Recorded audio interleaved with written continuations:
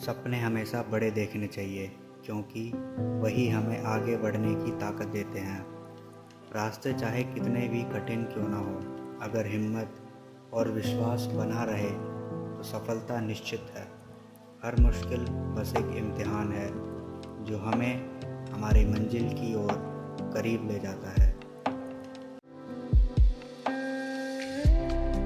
नमस्कार दोस्तों, स्वागत है आपका मेरे दूसरे पंच केदार यात्रा में। तुंगनाथ यात्रा के बाद, जो कि मेरा पहला पंच केदार था, उसके बाद हमने बाइक से पहाड़ों और जंगलों के बीच लगभग 50 किलोमीटर का सफ़र तय किया और पहुँचे गोपेश्वर। गोपेश्वर पहुंचकर हमने होटल में रुकने का फैसला किया। रात का नज़ारा वाकई अद्भुत था। गोपेश्वर की ऊंची पहाड़ियों से नीचे गांव और घरों में लगी दिवाली की रोशनियां दूर तक चमक रही थी। वो दिन धनतेरस का 2022 की दिवाली का समय था। अगली सुबह जब सूरज की पहली किरणें पहाड़ों पर पड़ी, गोपेश्वर का नज़ारा दिल को छू लेने वाला था। ताज़ी हवा, पक्षियों की चहचहाट, चारों तरफ फैली हरियाली।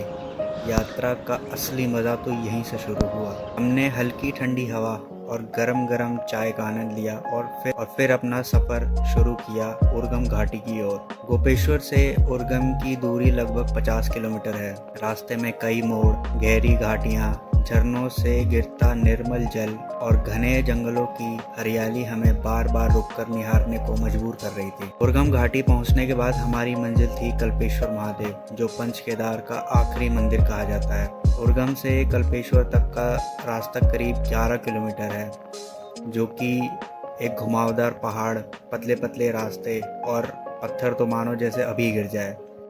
यहाँ तक बाइक से पहुँचा भी जा सकता है। एक सुंदर सा ट्रैकिंग रूट भी है। धन्य है वो लोग जो इस मंदिर के पास गांव में रहते हैं जहाँ शिव का निवास है। मंदिर से पहले एक सुंदर ब्रिज पड़ता है जो कि एक नज़ारे से भरा हुआ होता है। यह ब्रिज क्रॉस करने के बाद आपको सामने कल्पेश्वर मंदिर दिखाई देगा। कल्पेश्वर मंदिर उत्तराखंड के प्रमुख धार्मिक स्थलों में से एक है। यह मंदिर उर्गम घाटी में समुद्र तल से लगभग 2134 मीटर की ऊंचाई पर स्थित है। इस मंदिर में जटा या हिंदू धर्म में त्रिदेवों में से एक भगवान शिव के उलझे हुए बालों की पूजा की जाती है। कल्पेश्वर मंदिर पंच केदार तीर्थ यात्रा में 5वें स्थान पर आता है। वर्ष के किसी भी समय यहाँ का दौरा किया जा सकता है। इस छोटे से पत्थर के मंदिर में एक गुफा के माध्यम से पहुंचा जा सकता है। कल्पेश्वर मंदिर काफ़ी ऊंचाई पर स्थित है। भगवान शिव को समर्पित यह स्थान पवित्र धाम माना जाता है। कल्पेश्वर उत्तराखंड के महत्वपूर्ण तीर्थ स्थलों में से एक है। यह उत्तराखंड के असीम प्राकृतिक सौंदर्य को अपने समाये हिमालय के पर्वत श्रृंखलाओं में मध्य में स्थित है। कल्पेश्वर सनातन हिंदू संस्कृति के शाश्वत संदेश के प्रतीक रूप में स्थित है। एक कथा के अनुसार एक लोकप्रिय ऋषि आराध्य मंदिर में कल्प वृक्ष के नीचे ध्यान करते थे। यह भी माना जाता है कि उन्होंने अप्सरा उर्वशी को इस स्थान पर बनाया था। कल्पेश्वर मंदिर के पुरोहित दक्षिण भारत के नंबूदिरी ब्राह्मण हैं। इनके बारे में कहा जाता है कि ये आदिगुरु शंकराचार्य के शिष्य हैं। इस पावन भूमि के संदर्भ में कुछ रोचक कथाएं भी प्रचलित हैं जो इसके महत्व को विस्तार पूर्वक दर्शाती हैं। माना जाता है कि यह स्थान वह स्थान है जहां महाभारत के युद्ध के पश्चात विजयी पांडवों ने युद्ध में मारे गए अपने संबंधियों की हत्या करने के आत्मग्लानि से पीड़ित होकर इस क्षोभ एवं पाप से मुक्ति पाने हेतु वेद व्यास से प्रायश्चित करने के विधान को जानना चाहा।